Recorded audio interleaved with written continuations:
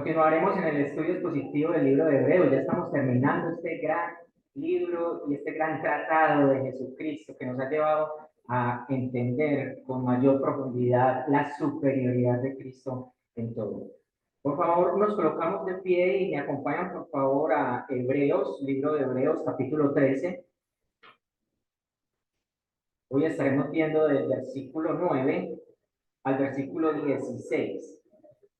Hebreos, capítulo 13, versículos del 9 al 16.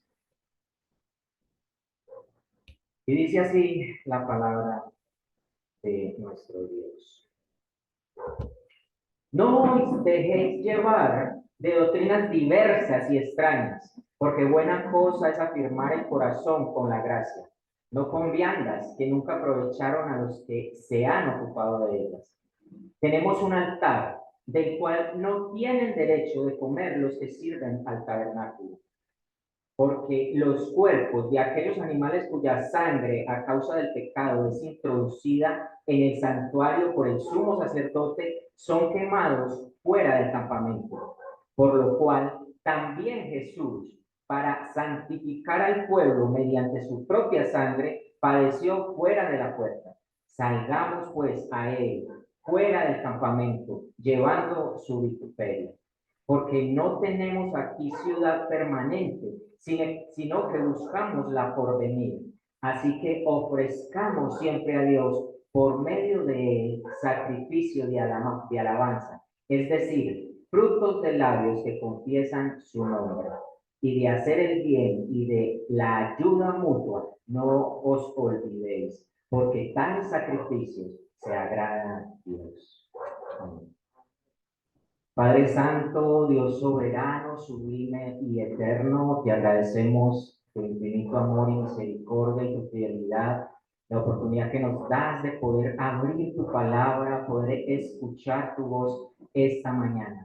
Señor, te pedimos por los méritos de nuestro amado Señor y Salvador Jesucristo, que nos asistas esta mañana por medio de tu Espíritu Santo y que podamos entender lo que querías decirle a la audiencia original, pero lo que tienes para el día de hoy a nosotros como creyentes. Gracias, Señor, por el privilegio que nos das de poder tener la palabra y abrirla, leerla, explicarla y aplicarla. Te pido que tengas misericordia de mí y que pueda ser claro en la exposición de tu palabra. Señor, sé que no soy digno, pero a ti te ha placido y hoy soy tu voz delante de tu pueblo. Permite, Señor, que podamos ser bendecidos esta mañana, edificados como iglesia y retados a vivir una vida conforme a tu voluntad. Todo esto lo pedimos en el nombre que es sobre todo nombre, el nombre de nuestro Señor y Salvador Jesucristo. Amén y amén.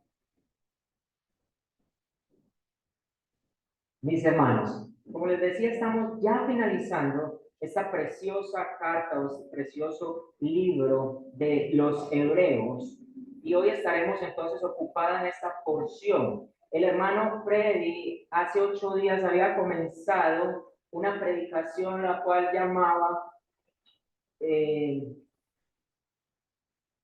llamaba algunos de nuestros deberes como beneficiarios del nuevo pacto. Algunos de nuestros deberes como beneficiarios del nuevo pacto. Ahora, la carta de Hebreos comienza el autor presentando a Jesucristo como el superior a todo y dando un fundamento teológico verdadero de quién es Jesucristo. Luego él da unas advertencias de el no apostatar de ese conocimiento que se había expresado de Jesucristo y de lo que Jesucristo es para cada uno de los creyentes de esa época, pero al mismo tiempo para cada uno de los creyentes de todos los tiempos de la historia.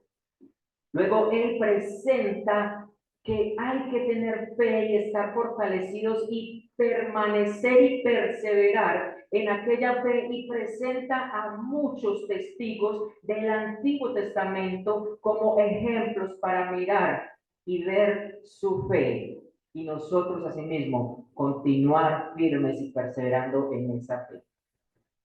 Ahora, en el capítulo 13, él comienza a dar unas aplicaciones de si hemos entendido quién es Jesucristo, si creemos por fe en Él y nos fortalecemos en ella y estamos en la carrera diaria de esa fe, cómo debemos de vivir y qué debemos de tener en cuenta. Es por eso que este capítulo es un capítulo práctico, pero aún así él sigue dando fundamentos doctrinales para tener en cuenta para que vivamos una vida conforme a la voluntad de Dios, siendo beneficiarios del nuevo pacto. El hermano terminó en el versículo 7 el domingo pasado. Acordaos de vuestros pastores que os hablaron la palabra de Dios con sinceridad, cuál haya sido su resultado de la conducta e imitad su fe.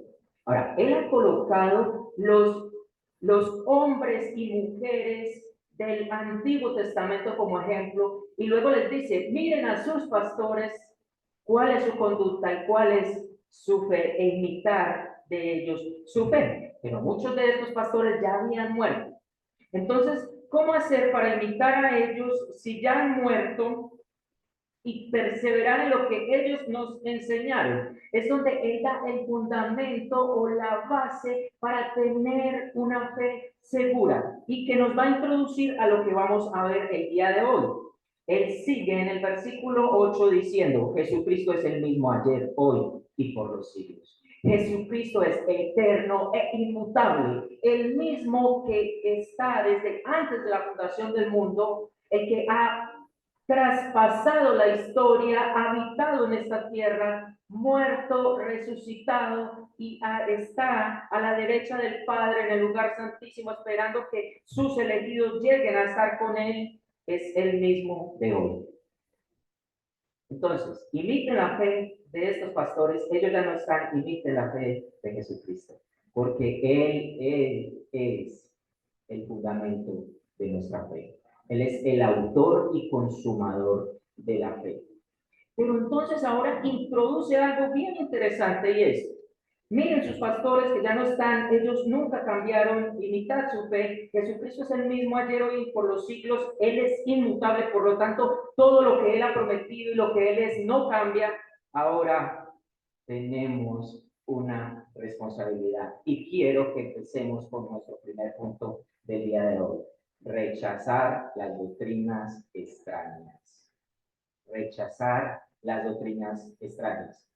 No, versículo 9, no os dejéis llevar de doctrinas diversas y extrañas.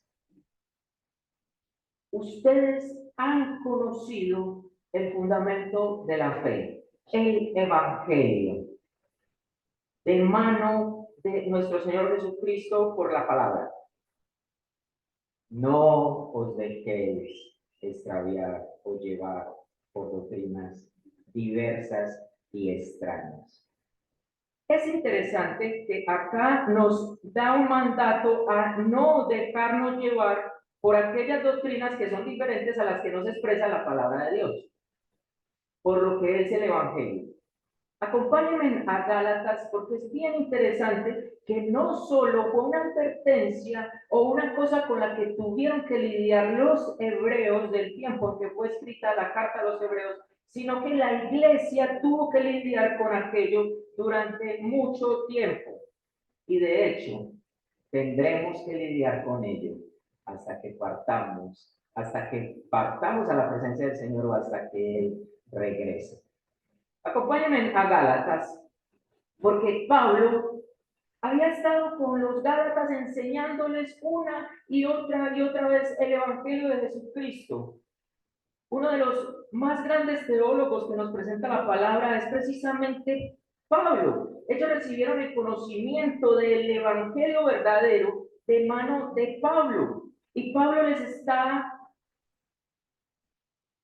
preocupado y está entristecido y al mismo tiempo les está haciendo una exhortación.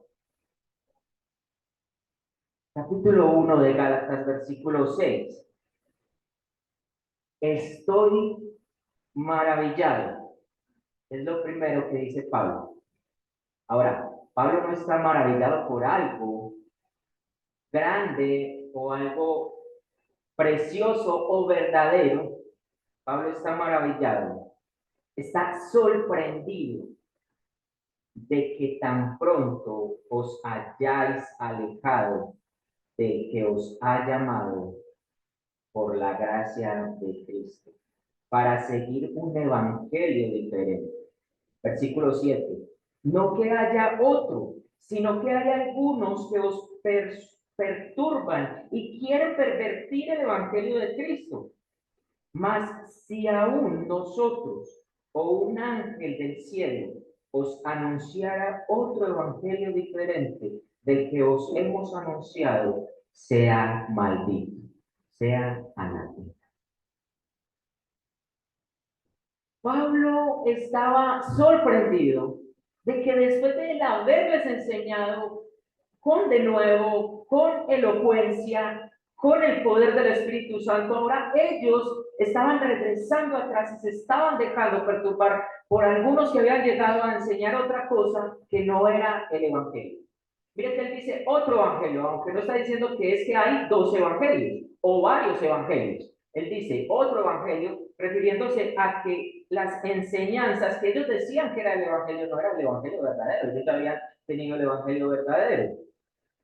Y ellos se estaban dejando llevar y perturbar y dejando llevar atrás por ellos.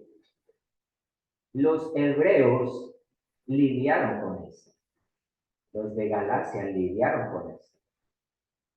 Y muchas otras iglesias lidiaron con esto. Y nosotros tendremos que lidiar con esto. Es por eso tan importante, mis hermanos, la responsabilidad de guardar la palabra de Dios, pero también examinar lo que digamos desde acá a ustedes. Es interesante que cuando se habla de enseñanzas o falsas enseñanzas, siempre se habla de una pluralidad, doctrinas. Hay una pluralidad, en contraste de cuando se habla de la verdadera enseñanza, el verdadero evangelio, se habla de doctrina en singular. Esto nos lo muestra, por ejemplo, vamos a Juan 7, 17. Evangelio de Juan.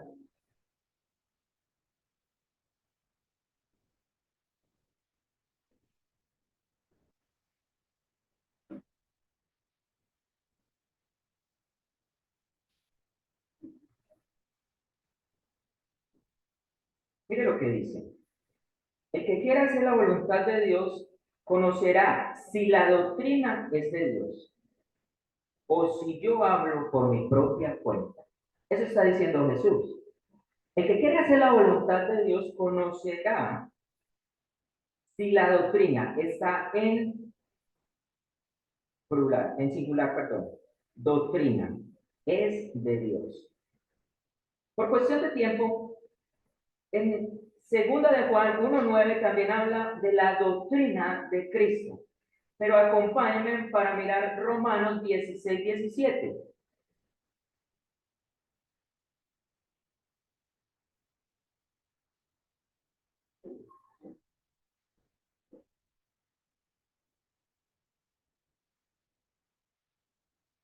Dice Romanos, mas os ruego, hermanos, que os fijéis en los que causan división y tropiezos en contra de la doctrina que vosotros habéis aprendido y que os apartéis de ellos.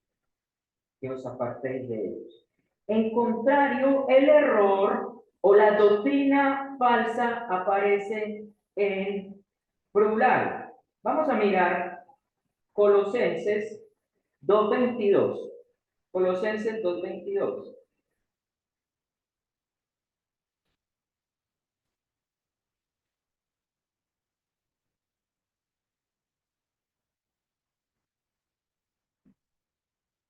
En conformidad a los mandamientos y doctrinas de hombres, cosas que todas se destruyen con el uso. Si ven, mandamientos y doctrinas de hombres. Primera de Timoteo habla de doctrinas de demonios en Primera de Timoteo 4:1. Ahora, la verdad, por eso la coloca como en singular, porque hay una sola. La doctrina es una sola.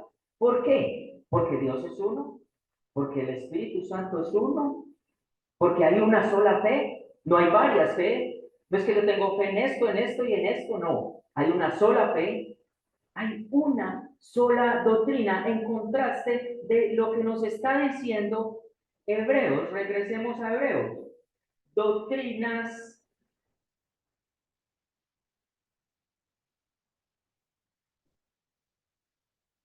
Hebreos 13, versículo 9. No dejes llevar de doctrinas y diversas, o sea que son muchas y extrañas. Son diversas, son muchas y son extrañas. Mis hermanos, estamos llamados a tener cuidado de no dejarnos llevar por enseñanzas que no son las que dice la palabra de Dios. Espere, Edison. Pero es que hay un problema, porque vemos aún a los falsos maestros usando la palabra de Dios para decir que eso es lo que dice el texto, sacándolo de su contexto para poder tener un pretexto y enseñar lo que ellos quieren. Entonces, tenemos dos cosas. Una, usted tiene un privilegio de que desde este púlpito se enseñe la palabra de Dios.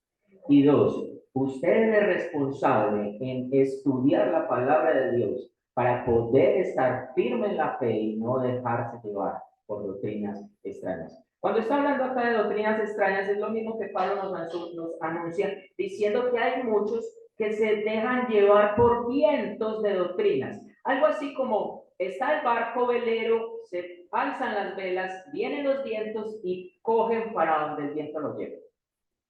Así es lo que nos está advirtiendo el Señor hoy.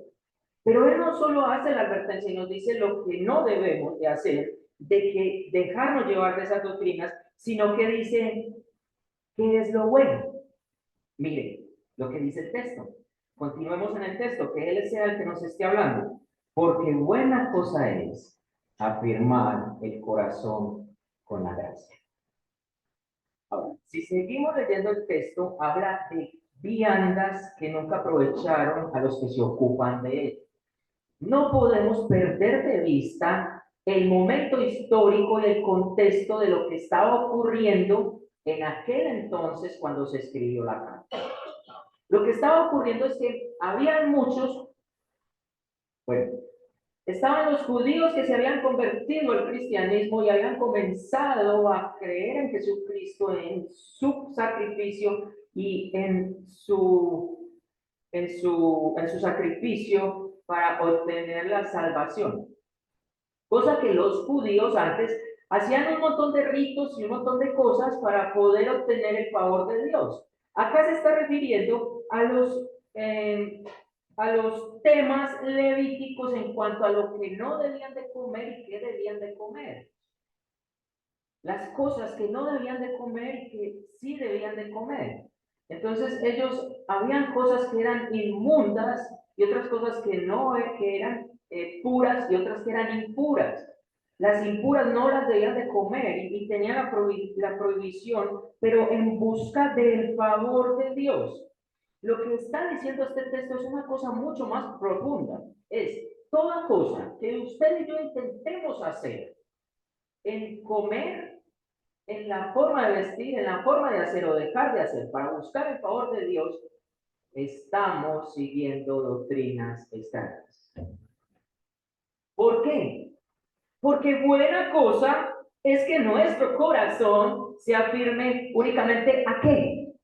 A la gracia, el favor inmerecido de Dios, el cual a Él le plació llamar a un pecador a su gracia, a su salvación, sin el mérito de la persona ni obra alguna que causara ese favor.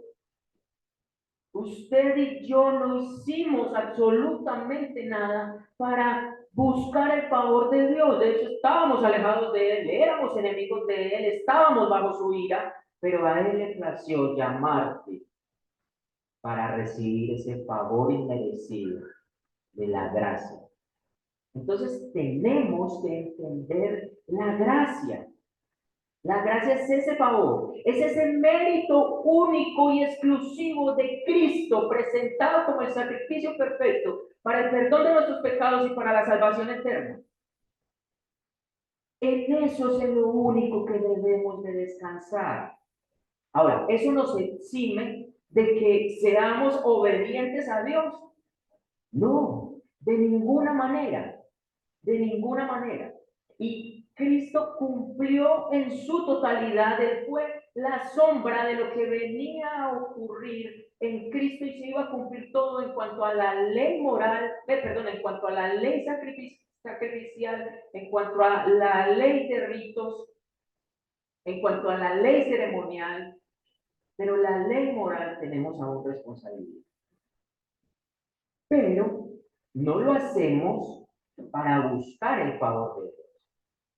Lo hacemos por agradecimiento, por gratitud, por lo que Él ha hecho por cada uno de nosotros, no para buscar el favor de Dios. No es que Él tiene un pizarrón como ese con tu nombre escrito y te va colocando X y te va colocando chulitos. No, no, mis hermanos. No se trata de hacer o dejar de hacer cosas. Y si tú estás pensando eso, hoy te invito a que dejes de estar pensando y descanses en la gracia de Dios. En la gracia de Dios. Es por eso, hermanos, que este texto derrumba todo aquello que tiene que ver con que usted no puede comer tal cosa. Porque es más, Pablo dice, todo es santificado por Cristo. Pero también Pablo nos dice que si hay un hermano en la fe, en el cual él cree que con eso está agradando a Dios, y usted sabe que no, usted no lo puede atropellar. Usted debe ser piadoso y tener compasión de él para no atropellarlo y para no hacer eso delante de él. Así de sencillo. Hasta que Dios le revele la verdad. Ahora, usted le puede hablar, pero lastimosamente, a veces cuando hablamos con otros creyentes, lo que hacemos es darnos bibliazos. No se trata de eso. Se trata de expresar la verdad con mansedumbre y esperar a que Dios le revele a él que eso nada tiene que ver. Ahora, si él lo está haciendo, porque tiene una convicción en agradar a Dios, hoy también, quiero que escuchen bien esto. Él tiene una convicción en agradar a Dios en esto, no en buscar el favor de Dios por medio de esto, porque ahí sí lo tenemos que corregir. Pero si él cree que esa es una forma con la cual él agrada a Dios, entonces dejémoslo, que Dios sea mismo revelándole por medio de la palabra, que eso nada tiene que ver. Por eso, hermanos, esto no se trata de dejar de comer o de dejar de vestir o de dejar de poner. Esto se trata de un corazón que está firmado en la gracia de Dios, que reconoce el favor de Dios inmerecido y que anda conforme a su voluntad por medio de la escritura para agradecer lo que Él ha hecho por usted y por mí. Por usted y por mí.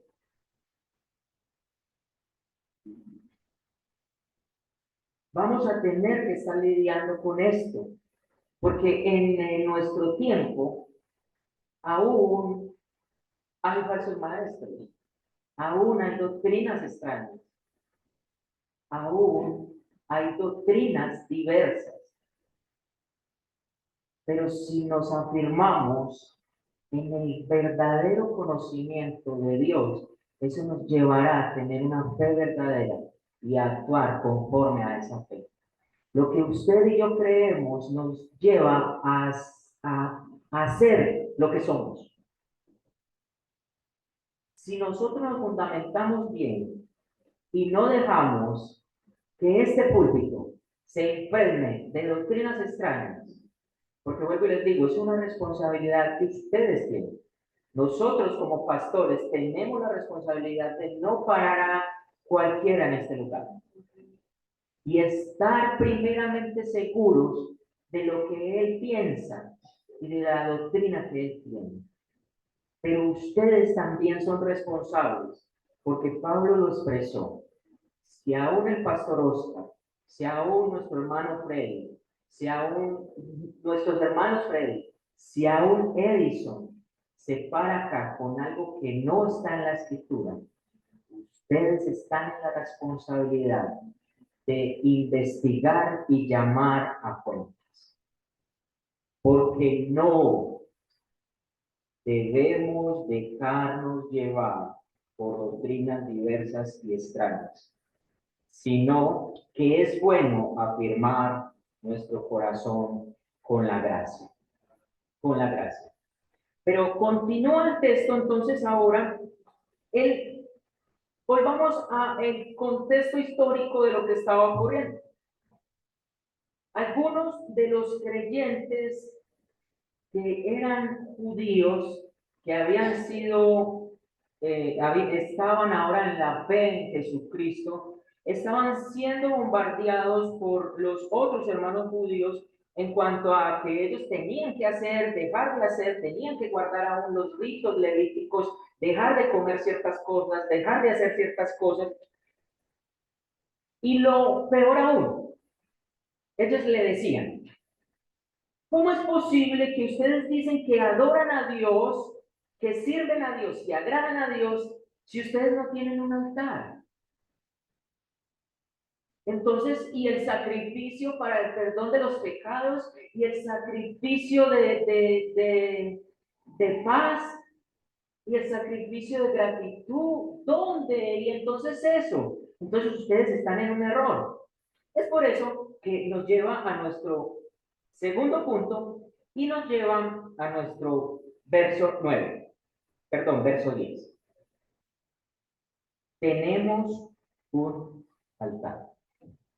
Ahora, tenemos que hacer una claridad acá, porque a causa de este texto, muchos han pensado de que en la iglesia debe haber un altar.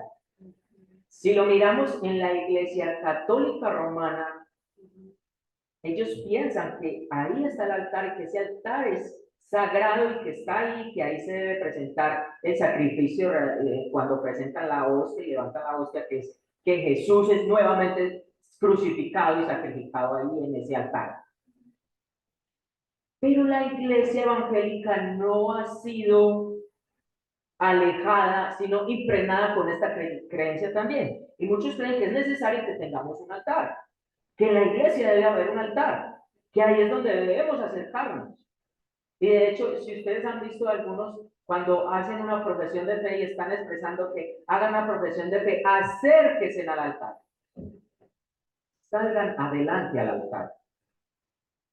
Ahora, la pregunta es, ¿se está refiriendo el texto a ese altar? Lo primero que tenemos que mirar es que había un altar en el Antiguo Testamento.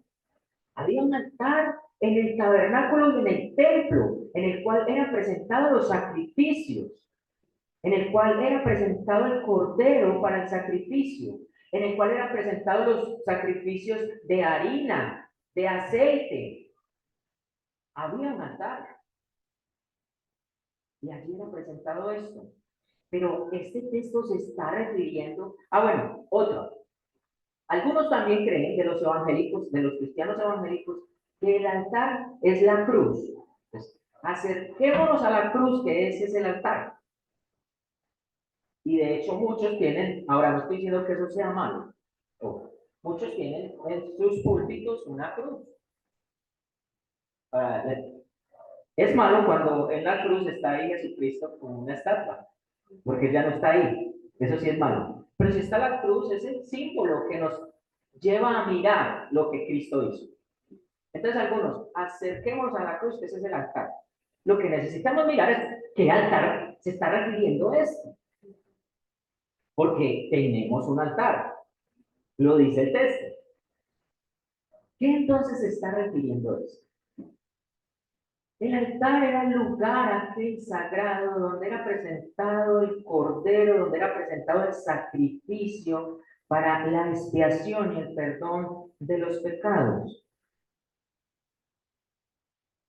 Y el texto nos va a dar la explicación del Antiguo Testamento, pero también nos va a mostrar entonces quién es ese altar. Porque sigue diciendo que de ese altar, el cual no tienen derecho de comer los que sirven al tabernáculo. Ahora, nos dice, porque los cuerpos de aquellos animales cuya sangre, a causa del pecado, es introducido en el santuario por el sumo sacerdote, son quemados fuera del campamento. Entonces, tenemos que mirar qué era lo que ocurría en ese contexto, porque el autor se está devolviendo a Levítico 16. Resulta que todos los años había un sacrificio especial, era el sacrificio de la expiación, un sacrificio en el cual habían, bueno, aprendí que realmente son 3 corderos, pensé que eran 2. Un cordero que tenía que presentar el sacerdote, por los pecados de él y por los pecados de su casa. ¿Sí? Un cordero. Ahora, este cordero tenía que ser degollado, él rociaba el altar 7 veces con su sangre, luego rociaba la parte de abajo del altar, y había otro cordero que era el cordero presentado por los pecados del pueblo, que también era degollado, su sangre era rociada igualmente en el altar,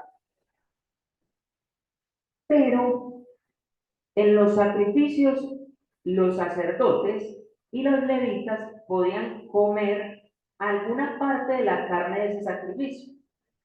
Ellos tenían el derecho de comer parte de esa carne, entonces ellos la sacaban del cordero, quemaban lo otro y esa carne la podían ellos consumir. En Levíticos nos muestra otro cordero y nos muestra que ellos no podían comer de la carne de esos corderos que se presentaban ese día en específico, porque era la expiación por el pecado. Expiación es el lugar sustitutivo que toma a alguien por el pecado o por la falta de otro. O sea que el cordero tomaba el puesto que tenía que tener el sacerdote, el sumo sacerdote por pecar y el pueblo por pecar. Pero había un tercer cordero, el cual el sacerdote colocaba. Ahora, pueden leer Levítico 16, que ahí van a encontrar todos sus casos. El sacerdote colocaba en la cabeza del cordero su mano como una forma de que estaba depositando los pecados del pueblo en ese animal y luego se soltaba para que se fuera para el desierto, o sea, se soltaba fuera del campamento en el desierto, porque él debía de llevar los pecados del pueblo fuera del campamento, tanto cuando estaban en el tabernáculo como cuando estaban en la ciudad de Jerusalén. Él era sacado de afuera de Jerusalén y dejado afuera hasta que muriera, porque él llevaba los pecados del pueblo y había que sacar los pecados del pueblo. Ahora, ellos no podían comer entonces de la carne. Y los otros 2 corderos debían de ser llevados afuera también y quemados totalmente. O sea, se tenía que quemar totalmente los corderos. Eso es lo que se está refiriendo acá. Mire que él dice, porque los cuerpos de aquellos animales, de los corderos que acabamos de hablar, y cuya sangre, que es derramada esa sangre por el pecado, o sea, él es el cordero, los corderos sustitutivos de la expiación, son llevados, que son introducidos al santuario por el sumo sacerdote, son quemados fuera del campamento. Eso es lo que él está trayendo acá a colación. Pero está trayendo también de que hay unos, o sea, de que los sacerdotes, aun siendo los que hacían el sacrificio ahí, ellos no podían comer de esa carne. Es lo que dice. Tenemos un altar el cual no tienen derecho de comer los que sirven en el tabernáculo.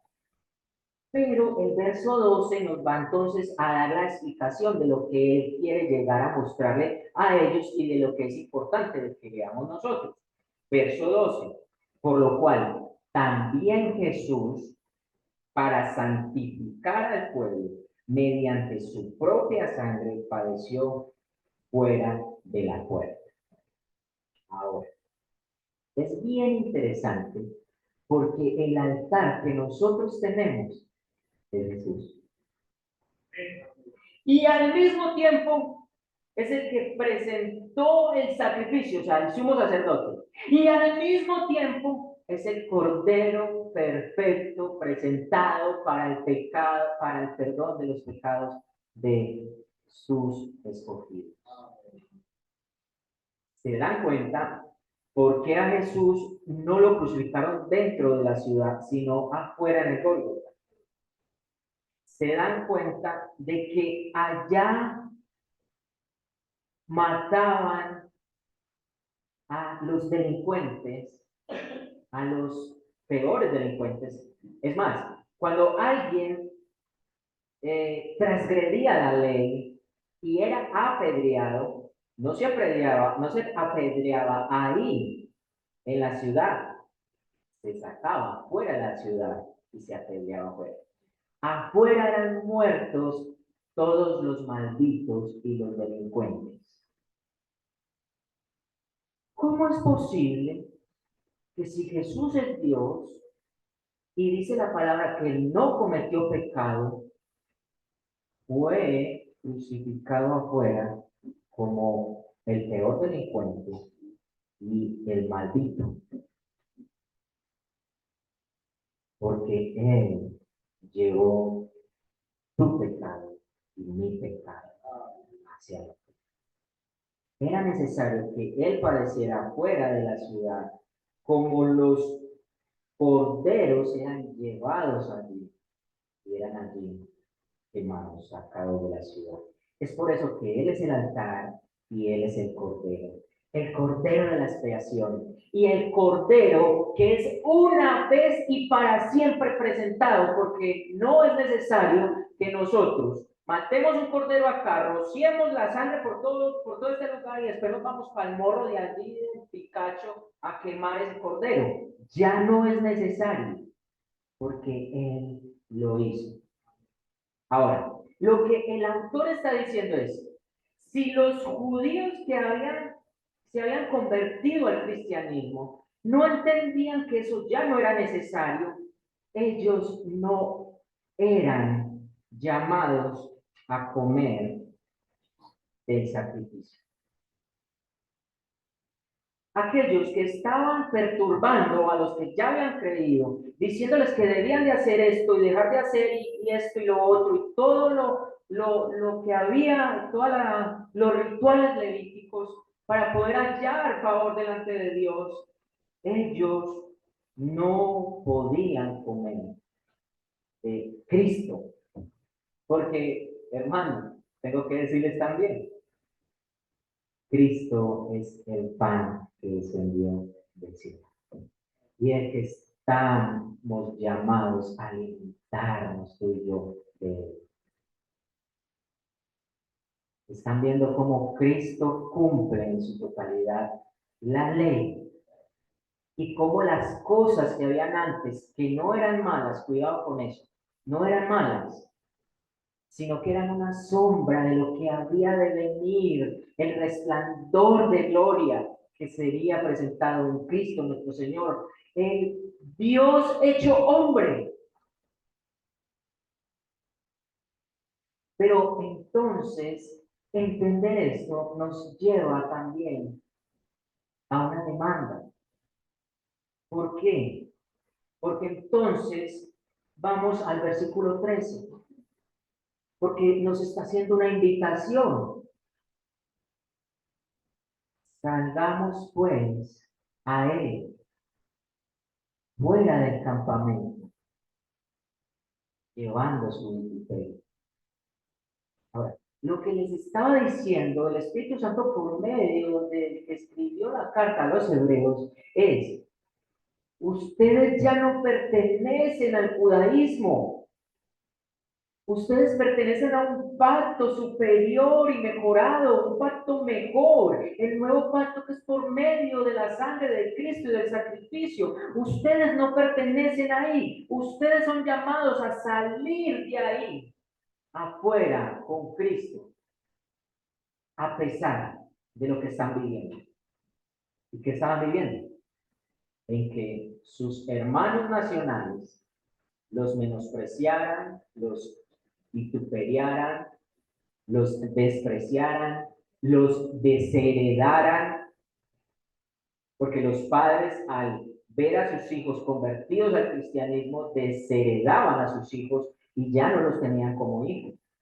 Entonces perdían la herencia, perdían el apoyo de la familia, eran enemigos ya, porque ellos eran enemigos de la cruz. Pero ¿será que eso no es para nosotros hoy en día? ¿Acaso usted y yo, por causa de Cristo, no recibiremos rechazo, menosprecio? ¿O has recibido? Pero vamos a Él y salgamos, apartémonos del mundo y vamos a Él, sin importar los vituperios y lo que nos toque padecer. Porque Él prometió de que no íbamos a estar solos. Él lo prometió. Entonces, lo primero que debemos hacer o que tenemos que tener en cuenta, como empezamos, algunos de nuestros deberes como beneficiarios del nuevo pacto es, lo primero, rechazar las doctrinas extrañas. Eso quedó claro, debemos de rechazarlas y debemos aferrar nuestro corazón a la gracia. Ahora, lo segundo que debemos de hacer es que debemos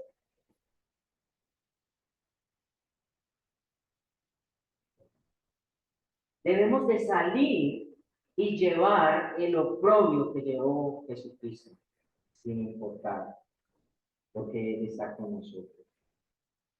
Pero hay un tercer punto, y es, recordemos que se estaban haciendo la pregunta, si no hay altar, no hay sacrificio, si no hay sacrificio, no hay perdón de pecados, entonces, ¿cómo es posible que el cristianismo pueda ser una religión verdadera?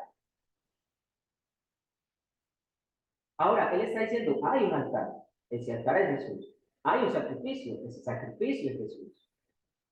Hay un pan del cual podemos comer de ese sacrificio, que ese es Cristo. Hay un sumo sacerdote que presentó ese sacrificio una vez y para siempre. Hay un cordero que recibió el lugar que merecíamos, y ese es Jesús. Lo primero que dice el verso 14 para tener en cuenta es que tenemos que tener la mirada puesta no acá, porque nosotros no somos de acá. Dice el verso 14, porque no tenemos aquí una ciudad permanente. Ahora, él está diciendo, ustedes, los cristianos judíos, ya no pertenecen a la nación de Israel. Ya ustedes no son el Israel nacional. Ustedes ahora son el Israel espiritual, con mejores promesas. Por eso ustedes no pertenecen o no deben de estar buscando acá una ciudad permanente, sino que debemos de buscar la ciudad por venir. Buscamos lo por venir. Usted y yo somos privilegiados, lo voy a decir, en ser colombianos. A Dios le plació en cierta época de la historia que usted naciera acá y que su ciudadanía fuera, que dijera ahí, colombiana. Y de que si usted va a otro lugar, a otro país, a mí lo identifiquen como colombiano. Aunque en el exterior no somos tan bien identificados, pero somos privilegiados en ser colombianos. Pero déjenme decirle que nuestra ciudadanía, una vez hemos conocido a Cristo, hemos por fe aceptado el sacrificio que Él hizo por nuestros pecados y nos hemos aferrado a la gracia de nuestra ciudadanía ya no de acá. Su ciudadanía ya no dice Colombia, su ciudadanía dice Reino de los Cielos. Nuestra ciudadanía es del reino de los cielos y tenemos que tener presente de que debemos de pensar en lo por venir, no en una ciudad acá, sino en el reino de los cielos. Pero eso nos debe llevar a algo más. Vuelvo y les digo, está el altar, está el sacrificio. ¿Cómo entonces vamos a alabar a Dios? Estaban preguntando. ¿Cómo vamos a alabar a Dios si no hay un lugar, no hay un templo, no hay un altar, no hay sacrificios? A lo que el autor les dice, así que ofrezcamos algunas veces a Dios por medio, siempre, ofrezcamos siempre a Dios por medio de Él. ¿Quién es Él? Por medio de Cristo. Sacrificio de alabanza, es decir, frutos de labios que confiesan su nombre. Fruto de labios que confiesan su nombre. Lo primero es que permanentemente debemos de estar ofreciendo alabanza a Dios, sacrificio a Dios. Ahora, el sacrificio que usted y yo presentamos ya no es un sacrificio muerto, porque el cordero se presentaba muerto. Había que degollarlo, había que derramar la sangre. Romano nos dice que presentemos un sacrificio vivo, santo y agradable a Dios. Y ese sacrificio acá nos dice que es un sacrificio de alabanza. O sea que debemos de estar con nuestro celular y un bablecito con Bluetooth para estar cantándole todo el día al Señor. Y así como David alzaba, no, mis hermanos. La música o el canto o los himnos es una parte de la alabanza de Dios. Pero realmente lo que quiere es que nuestros labios confiesen su nombre en todo tiempo. En todo tiempo nuestros labios confiesen su nombre. Y eso es un fruto. Mire que el texto lo dice. Un fruto de que si hemos entendido la gracia, si hemos entendido lo que Cristo hizo por nosotros, nosotros debemos de estar hablando de eso, estar hablando de eso. Pero también usted piensa ahí sentado, ¿cómo hago yo? Pues yo la verdad no sé. ¿Es hablar únicamente de Cristo así a las personas o qué? Bueno, también quiero que lea desde el Salmo 145 en adelante. De hecho, casi que muchos de los salmos nos muestran cómo alabar al Señor. Alabar a Dios por sus proezas, alabar a Dios por su grandeza, alabar a Dios porque es bueno, alabar a Dios porque es santo, alabar a Dios porque su misericordia es para siempre, alabar a Dios por lo que Él es y por lo que ha hecho con nosotros. Si quiere vamos a los salmos, todavía tenemos un poquito de tiempo. Creo que voy bien con el tiempo el día de hoy.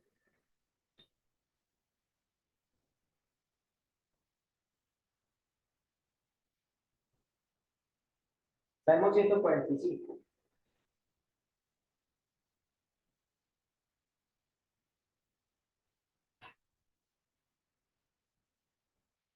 Entonces, usted se está preguntando, bueno, Edison, pero entonces en la vida práctica, ¿qué es el fruto de labios que confiesan su nombre? Entonces usted se va a ir a leer los salmos, que los salmos le va a mostrar, le va a dar ideas. Salmo 145, te exaltaré, mi Dios, mi Rey, te bendeciré tu nombre eternamente y para siempre. Cada día te bendeciré, alabaré tu nombre eternamente y para siempre. Grande es Jehová, digno de suprema alabanza y grande y su grandeza es inescrutable. Salmo 146, alaba a Jehová, oh alma mía. Alabaré a Jehová en mi vida, cantaré salmos a mi Dios mientras viva. Salmo 147, alaba allá a Jehová, porque es bueno cantar salmos a nuestro Dios, porque suave y hermosa es la alabanza. Jehová edifica a Jerusalén, a los desterrados de Israel recogerá. Él sana al quebrantado de corazón, él venda las heridas. Salmo 148, alaba a Jehová desde los cielos, alabad en las alturas, alabadle vosotros todos los ángeles, alabadle vosotros todos sus ejércitos, alabad el sol, la luna, alabad vosotras todas lucientes estrellas, alabad los cielos de los cielos y las aguas, alaben el nombre de Jehová, porque él mandó y fueron creados. Alaba a Jehová, porque él es creador, porque todo lo que nuestros ojos ven lo alaban, y por ende nosotros debemos alabarlo. Confiesa su nombre, confiesa su nombre y darlo a conocer. Pero también nos dice otra cosa, y de hacer el bien, y de hacer el bien, y de la ayuda mutua, no os olvidéis, porque tales sacrificios agrada a Dios. De hecho, él dice que ya no se agrada de los holocaustos y de los sacrificios, sino de que se haga justicia, de que ayudemos al huérfano, a la viuda.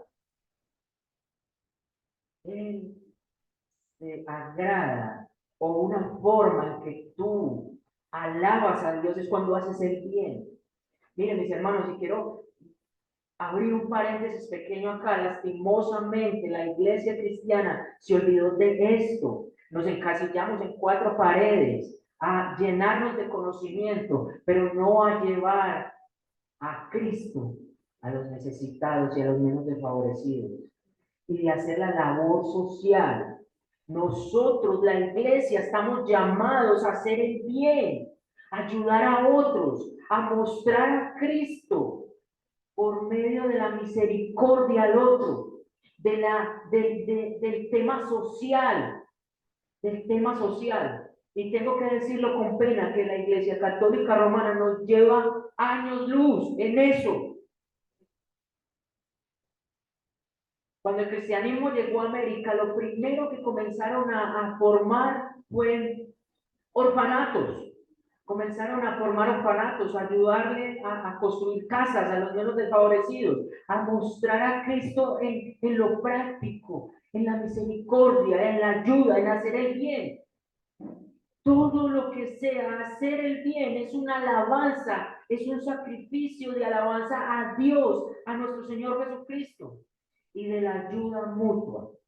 Hermano, somos un cuerpo. La iglesia es un cuerpo, no cualquier cuerpo, es el cuerpo de Cristo. Es la familia en la fe. Es el cuerpo de Cristo en el cual Él es la cabeza y en el cual nos debe doler, en que el dedito pequeño, o sea, el miembro más insignificante, el que llega callado y se sienta ahí calladito y luego sale de ahí y se va calladito, y que es muy tímido, el más pequeño, que es el dedito del pie, si se nos duele, todo el cuerpo se duele. Debemos de tener ayuda mutua. El amor con que nos comenzó hablando el versículo 1 del capítulo 13, permanezcan en amor fraternal, se hace vida haciendo el bien y ayudándonos mutuamente. Y esos sacrificios se agrada a Dios. Lo dice acá la Escritura. Entonces, nuestro tercer punto es precisamente: ofrezcan continuamente sacrificio de alabanza. ¿Y cuáles son esos sacrificios? Ya lo hemos visto. El fruto de unos labios que confiesan a Dios, que confiesan a Cristo, que confiesan su nombre, el hacer el bien y el ayudarnos mutuamente. ¿Has entendido la grandeza de Cristo? ¿Has entendido la importancia de que estás en una carrera, corriendo una carrera de fe? ¿Has entendido que no debes de apostatar de todo el favor que has recibido por medio de Cristo?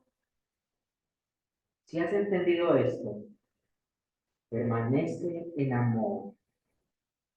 Acuérdese de los presos y de los favorecidos. Honren el matrimonio. Sean contentos con lo que tienen. Obedezcan a sus pastores y mírenlos como sus ejemplos. No dejen que entren doctrinas extrañas ni en su vida ni en la iglesia. Acérquense al altar y vayan afuera del mundo, recibiendo los vituperios de Cristo y presenten sacrificio a Dios permanentemente. Ese es el llamado que nos hace nuestro Dios, nuestro gran Dios, el día de hoy. El día de hoy, Él se nos ha presentado como el superior a todo y como el que es el mismo ayer, hoy y por los siglos. Pero si usted está ahí y usted no ha escuchado de este Jesús, yo tengo el deber hoy de que mis labios confiesen su nombre, el nombre de Cristo a usted. Él ha sido presentado hoy. Y usted quizás no ha podido entender muchas de las cosas que yo he hablado, porque el Espíritu Santo ha hablado acá, como esas cosas que habían en el Antiguo Testamento y esas cosas del altar y del templo. Pero déjeme decirle que Jesús es el único camino hacia la salvación. Usted quizás se siente o muy mal por ser pecador y piensa que Él no lo puede perdonar, o está buscando alguna forma de buscar favor con Él. Pues ninguna de las dos está bien. Lo único que usted puede hacer hoy es que si usted entendió que hay un Cristo y que ese Cristo es un Salvador y que es el único, su labio confiese delante de Él sus pecados y usted le pida al mismo Dios que le dé el fruto de la fe y el arrepentimiento, porque es algo que solo Él se lo puede dar. Solo así podrá usted descansar en fe en el sacrificio de que Cristo tomó sus pecados, los llevó a la cruz y te hace salvo. Y ya Dios no te mira con ira, sino que te mira como su hijo por la justicia de Cristo. Pero si usted hoy hace caso omiso a todo esto, déjeme decirle que usted está en serios problemas. Porque el que no cree en el nombre de Jesús dice que ha sido condenado. Y la condenación es una condenación eterna. No es algo que es para un momentito, sino eterna. Y esa condenación es en un lugar donde la Biblia nos expresa que es un lugar de tormento. Por eso usted hoy tiene la oportunidad de venir a Él y de poner su confianza en Él. Si usted ha creído de que Él es el altar, acérquese a ese altar y pida perdón por sus pecados. Vamos a orar. Señor, eres bueno, eres digno, eres fiel. Lo vemos en las Escrituras, pero también lo vemos en nuestra vida diaria. Señor, poder saber que tú eres el altar al cual nos podemos acercar continuamente a buscar oportuno socorro, es una gran esperanza. Pero no solo el altar, sino que eres el sacrificio y eres el sumo sacerdote que presentaste el sacrificio. Eres el cordero de la expiación que fue llevado afuera del campamento. En pocas palabras, tú eres todo. Tú eres todo. Por eso, Señor, a ti sea la gloria y la honra. Y no merecemos tu favor, Pero ahora que te ha placido por tu beneplácito, por tu benevolencia, ofrecernos tu gracia, permite que nos aferremos a ella y que nuestro corazón sea fortalecido en ella cada día por tu preciosa palabra, pero por tu Espíritu Santo que hace la obra en nosotros. Señor, gracias por ello. Y te pido por aquellos que han de creer en el Evangelio, por medio de esta palabra, Señor, para que conforme a tu voluntad, tú le permitas acercarse a ti, porque tú los traes con lazos de amor. Y ellos ven su pecado frente a la grandeza y santidad de un Dios tan bueno y tan santo como tú. A ti sea la gloria, Señor. Ahora permite que nuestros labios confiesen tu nombre y que podamos, por medio de estos signos y cantos, alabar y bendecir tu nombre, pero teniendo en cuenta de que no solo es eso, sino que tenemos una tarea acá adentro con nuestros hermanos, pero también afuera. Ayúdanos, Señor, en esto que nos ha regalado el día de hoy. Te bendecimos por tu edificación como iglesia. Te alabamos hoy y siempre en Cristo Jesús. Amén y amén.